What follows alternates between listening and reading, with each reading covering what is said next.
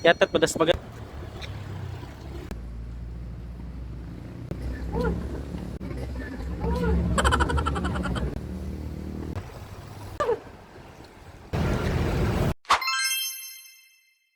Guys, natin approve na e-bike diri sa Tosondra.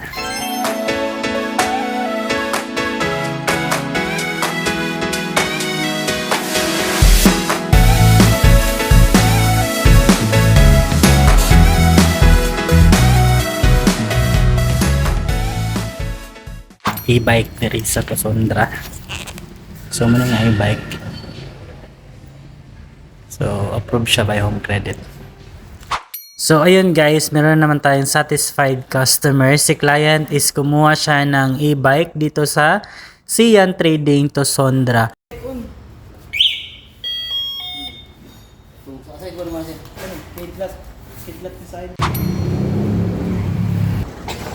Yatat pedas bagan ko.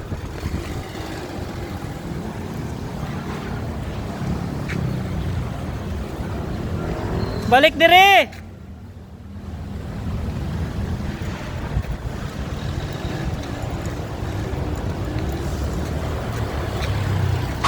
Start na ko.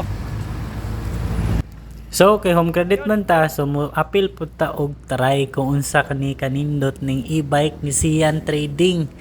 So diri sa Sian Trading guys, nindot ni siya mag Home Credit kay direct barato ra pud kayo ang ilahang e-bike dire kay direct sila supplier. Bisan dili ka kamao magmotor, kung kabao lang ka mo bike, so kamao pug ka mo drive sa e-bike. Kay kaning e-bike guys is bike ra jud ni siya, kaso lang mura lang siya motor, pero guys dili ni siya motor, e-bike ra ni siya. Kay si client pila naman ka years sa Home Credit guys, no, kani nga price is nasa 31,900. Nag-down lang si client og kanang 1,200, then nag-monthly ra siya og 3,000. So sa mga gusto nga mokuha dire sa Sian Trading, pangitaa lang ko ninyo. Kung ganahan mo mag Home Credit, pwede pod. Kung ganahan mo mo cash, pwede pod.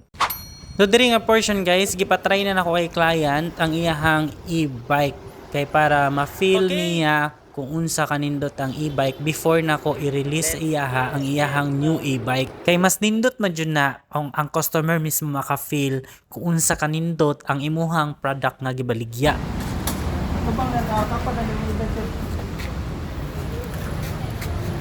Tatanan na ni ha na.